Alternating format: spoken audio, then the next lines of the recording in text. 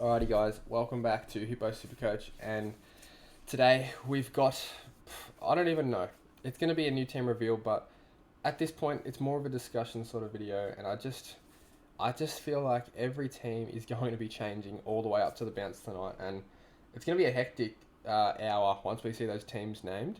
It's going to be a really hectic hour just for everyone to be trading and whatnot, so I'm pretty nervous, to be honest. I hope that I'm not going to be too drastic, but as you guys can see from this video, I have faded Big Bad Rowan Marshall. Now, I'm a bit nervous about this. I'm willing to waste a trade early if I see that Campbell isn't being played. So I'm more than happy to do that. I'm happy to go, you know what, fuck you English. I'm going Marshall again. Bank that 80k, whatever, waste one trade. One trade at a 36 isn't going to hurt. But I'm scared. Like, this is the whole point we picked Marshall, is because he's going to be soul rucking. He's not soul rucking now. Like, there's always, like, this season has got to be the most curveballed preseason ever. Like, now Ross Lyon wants to come out and say that. Where the fuck could you have said that in fucking January before we had him cemented in our teams? Anyway, Marshall, for me, he's out. Fuck, like, Campbell can't play forward. He's not a good forward. Marshall's a great forward, so I reckon they're going to, like, logic says to me that Marshall's going to play more forward than ruck. And maybe not. Like, I don't know. Marshall looks so good in the ruck. It just seems dumb. And maybe it is just, the whole Tim Membry being out thing. That's why. That could be why. That's why they're running two ruck. But I don't know. Like, you reckon apparently Campbell's in form or some shit? I don't know. At this point, I don't trust Ross Lyon. I remember, like, back when he coached Freo, he wasn't very trustworthy either. So, at this point, I'm happy to fade Marshall for someone who I think is going to solo ruck, and that's Tim English. I know English has got really hard first 6 rounds, but he doesn't need hit-outs to score well. I just think I'm a bit more comfortable in English, picking English than Marshall at this point. I don't want him to be stuck on a forward line and, just be an average pick. So, I think I can get a bit of an edge with that, and I think most people will hold Marshall. And it's fair enough. I don't blame you for holding him, but just me personally, I think I'd just rather not take the punt at this point. And then, so Bose was out. So that's another reason I have to do another team update, is because Bose went out. So I did a team update, then Yo went out about an hour after. I did another team update, and then about an hour after that, Bose got ruled out. So I'm just cursing people at this rate. Probably fucking Lockie Neal will be the next one. I hope not, to be honest, because he's, I think, going to be a great option. In terms, like, Yo replacements, I actually don't mind Will Day. I really thought about him. I saw someone in the Discord say he's more of like a Mr. Fix-It kind of player, where he'll fill gaps in the teams, which I don't like the idea of that, obviously. I was hoping he'd play that, like, 50% CBA role and then maybe, like, rest at halfback, like similar to Doherty, something like that. But if he's going to play that, Callum Mills type of role where he's just going to be everywhere, it's going to be a bit hard for him to score. And I think he's not the most durable player. So, at this point, I'm not on Will Day, but I could see me switching to him last second if I needed the cash somewhere, and it probably would be Ridley that would go. I've fiddled with structure so much, and I feel like you have to field one of McKenna or Sheasel. It's going to have to be one of them, unless you go, like, insanely mid-priced.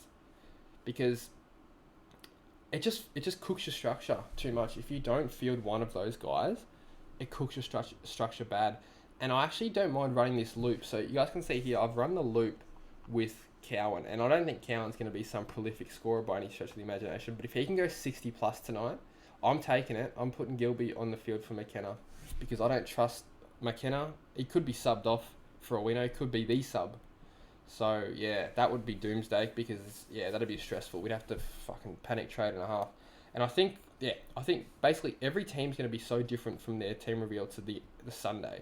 I think we're going to be trading all the way through because we just don't know. And, like, the sub rule is a big spanner in the works as well. So, there's a lot to talk about, to be honest. I think Neil goes large against Port. This is like a ramble video, I'm not going to lie. There's no real direction in this. But I think it's just good to sort of discuss and brainstorm some points and maybe get some feedback from you guys. But yeah, I think Neil goes large against Port. I don't see him getting tagged, but putting the C on him does worry me because I do know that Will Drew does tag.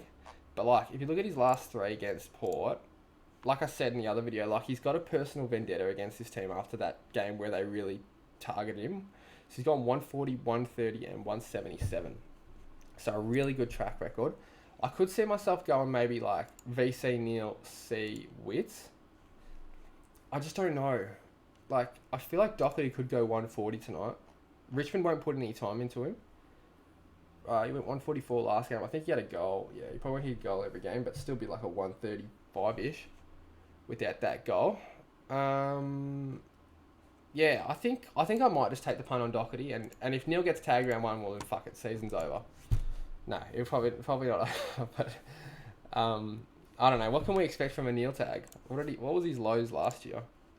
His lowest score was a 76. If he scores 76 in round 1 as my captain, I might actually delete the app. I'll strongly consider deleting the fucking app. Because it's just like, nah. All this preseason research for nothing.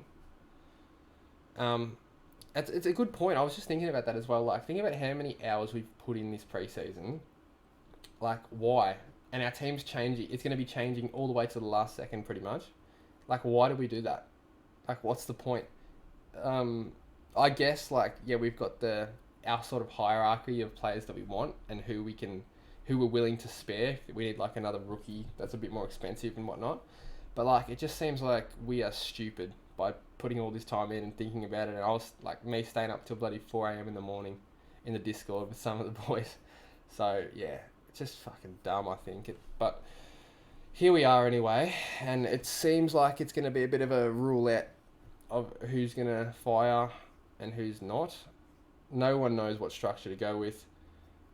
Fucking seems like the premiums aren't even trustworthy at this point. The mid prices are all risky. It's just shambles, honestly. And I think, like, everyone's in the same boat this year. I feel like no one is sure on what to do and how to play. So, yeah, my structure, I've gone a bit more guns and rookies, I guess. The only thing I'm basing my team off is trying to get as many rookies off the field. Not as many rookies off the field, but as many rookies with bad job security off the field as possible. Or bad role. So McKenna's the one that I really don't like. And if I can maybe get him to a day, I probably would. But I'd have to sacrifice a bit. Like, I'd have to go Neil to Warple or Neil to Wanganeen Milera. And then it's like, fuck, well, we're getting pretty risky at this point. And then I go, like, so I'd have, Day and Warple and Mackenzie. Are they all going to be able to score 90 every week? It's pretty unlikely in a shit team like Hawthorn. So, it's just tough. But, yeah, so what I was saying is I want to try and get as many rookies off the field. And I think that's probably the strategy we have to go with because of that sub rule. I'm pretty confident that Ashcroft, Mackenzie and Phillips have good job security. They've got good roles. And I reckon they can all go 80 plus, like potential. And I'm hoping for a 70 plus. I think that's realistic for their roles and the amount of centre bounces they'll be attending. I think that's a realistic expectation. So I'm more than happy to field all 3 of those. And I actually don't want any of them on the bench. I think there's too much scoring potential to be on the bench. And then like Radigalia is probably one that'll average maybe 60. And that's probably best case scenario, really. He's probably going to be more like a 55. But 60 would make enough money to be definitely justified. Oh, actually, I think it would make enough money. Maybe just. Yeah, actually, I don't even know if 60 would be enough. It should be. I think 60 probably enough. And then, yes, I got Cunnington, Zeeble, and Phillips, which kind of worries me. It's like, fuck, 3 North players. Or 2 North Primos, I guess. You could consider them as Primos. And then Phillips as a... Yeah, cash cow. It's a bit of a concern. I think North will get a little bit better as the season goes on, just with Clarko. But yeah, Cunnington, I think he has the role. It's either him or Fife for me. And I just think, like, I'd much rather someone who I know is going to play in the midfield. He's not going to play Bulldogs every week. Who have they got for round 1? He's got West Coast. No Yo. I mean, it's going to be Dom Sheed, Tim Kelly. That's pretty much it. Like, who else they have in that midfield? Is Shuey playing? I haven't heard anything about him. I feel like they're all out of form and washed up anyway at this point. Dom Sheed's one I would consider, but I just don't know. I don't trust him fully. He'd probably be the one just because I think he could go for like a 70 to 80% CBA season, especially early now that Yo's out. But Yo could only be out for a round, but it's still, yeah, Sheed's one that I would consider. But yeah, I think North honestly dominate West Coast this week. I could be wrong, but yeah. And then not Mitch McGovern, Jeremy McGovern's one also that's on my radar, and it could free up a bit of coin. But at that point, it's like I feel like I'm sort of sabotaging my team. Like, it's already risky enough not going Marshall based on his ceiling shown in the preseason, and like the fact that maybe Campbell gets injured round one, or Campbell that they don't persist with him, and maybe they'll just playing mind games, which is possible. But yeah, that's a risk I'm willing to take, and obviously no Connor Rozee. Think he's a gun, but I just don't trust Ken Hinkley. But yeah, I think that'll probably do for this video. And like I said, my team and everyone else's team, no one is set in stone. I can assure you that nobody is set in stone. So don't be surprised when you get to the Monday and you see, or even the Saturday, depending on who uploads, you see completely different teams. I mean, not completely different. I don't think it'll be completely different, but there could be like 4 players that are different in a lot of teams, and that wouldn't surprise me at all. So yeah, don't be surprised if that happens. And yeah, I think try and hold your nerve a little bit tonight if we can, because the absolute worst thing to do, I saw someone comment on my video before, the worst thing to do is to just jump on players that everyone's hyped up because you panic at the last second and you don't go with your gut. So try and hold firm. Like for me, it'll be about not picking Marshall and holding Connor Rozee out of my team. It's something that I like. I'm pretty confident I can still perform well without those 2 guys. And worst case scenario, I just have to trade them in. I think that's the thing that we need to really consider is like starting team is good and all to get it right, but we're never going to be perfect. Like Abs Magic said in his video, like we're never going to have the perfect starting team. Like all the guys who win the 50K, they have mistakes in their starting team. So we got to try and take the non-perfectionist route about thinking about our teams, because I know I do the same thing. I'm like, fuck, well, if one Primo flops, that's it, I'm done. But it's not actually the case. So we can start our teams like hoping for that, but not expecting to be perfect. So I think that's what we have to think about, and just try and get the rookies that we don't think will perform off the field. And I want to get McKenna off, but I feel like if it's either him or Sheasel. And one, I don't really like any other premium defender or mid-price defender, to be honest. Like Will Day is like someone that I'm sort of, I'm not convinced on. And then I don't really like the idea of having Sheasel either, because I just think not every game is he going to get pushed up the ground. He could get stuck in that forward line a bit. I don't know. It's not a risk I'm willing to take, but I think, McKenna, we've got to fucking put faith in him at this point and hope he can turn it on a bit and average 70, because I think he actually had Connor McKenna Supercoach. Let's have a look. I think he's done relatively well in the past, and they reckon that he's quite liked amongst the coaches. So he went 80 in 2019, 70. Sorry, you guys can't see it. But yeah, he went 80. I'll move the camera up a bit. 80 in 2019, and then 75 the year before that, 66. So if he can go in between that 65 to 80 range, anywhere between that, I'm fucking happy. It's more if he's dropping like 30s. So in 2020, what happened here? I mean, if he starts pumping out scores like these, he might get fucking delisted. 87, 103. Then what happened? 38, 48, 42, 47. Can someone tell me what happened, please? If you guys know, did he have a role change? Was he playing through injury? Because that's fucking woeful. 4 disposals. 8 disposals. How did he have 14 disposals and 38 Supercoach? He must have had them all ineffective, just about. Yeah, so this is the guy we're going to be trusting on field. Fuck it, hell. Now I'm thinking about restructuring already. Alright, let's do some live restructuring of the team, alright? Fuck, where do we start? Where do we start with this? Alright, I'm thinking fucking Cunnington, you're going, mate. Or what happens if we go Neil out? And this is not something I want to do. I don't want to get rid of Neil, but I don't want to give it a Bont either. Alright, what if we go Neil to Sheed? And And Sheed's not one I'm confident in. Sheed or Warple, Sheed or Warple, Sheed or Warple, Sheed or Warple.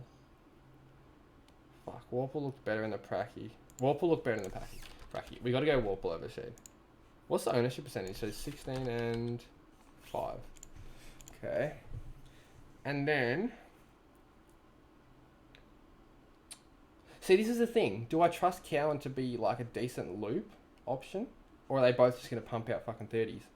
Because this is what the dilemma is at this point. Because I have to sacrifice so much more in my team.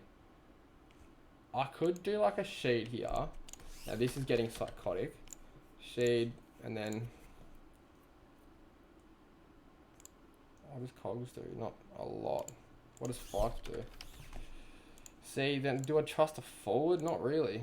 McKenna can go, and I could bring in like a Sicily or a Dawson. But I think no. I think no. Can I go back and will that work? Yeah. I think I'm just going to trust the loop of Cowan going on for McKenna.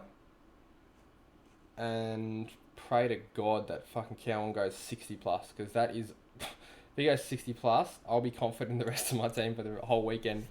So to think my faith lies on this guy is quite concerning. Where was he actually named?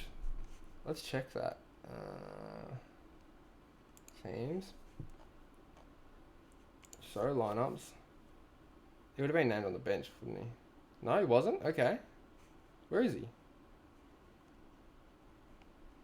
Alright, am I blind or something? Cowan, half back. It's not bad. And there's a lot of points to go around back there with Doherty and Sard. Sorry, not a lot of points to go around back there. Fuck, that's not bad actually. That gives me a lot of confidence, to be honest. So yeah, I would think you guys should be running the loop in defence. And if you can get like Radigalia at R3, that's probably ideal. Lachlan McAndrew, he can fuck off. Who can I get for him? Not really anyone. Legit. Like Sam Sturt. I guess he's probably going to be better, but who even knows if he's going to play round 1. But yeah, I would try and get that loop in the back line if you can. Fuck Wilmot. Wilmot's going to be shit. I got a good feeling about he's going to be shit. He had like 8 touches in the practice match. Like fucking nah. He's. I'm happy to get if he goes off somehow, and I'll drop Liam Jones to him or something. But fuck him for now. I'd rather have that loop with McKenna on field, and then maybe have Cowan if he goes big. So yeah, that's it for the rambling. A bit of a stupid video, but like I said, these are my thoughts and just a bit of a brainstorm on what to do. I'm just as confused as everyone else. Yeah, no one's a lock. I thought Marshall was fucking pretty close to one, and next thing we're gonna know is fucking Josh Dunkley's gonna be playing in the Rezzies or something, and Ashcroft's gonna be the key forward of Brisbane, or a forward pocket or something. Anyway, good luck tonight, everyone, and hopefully don't get too messed up by all the teams.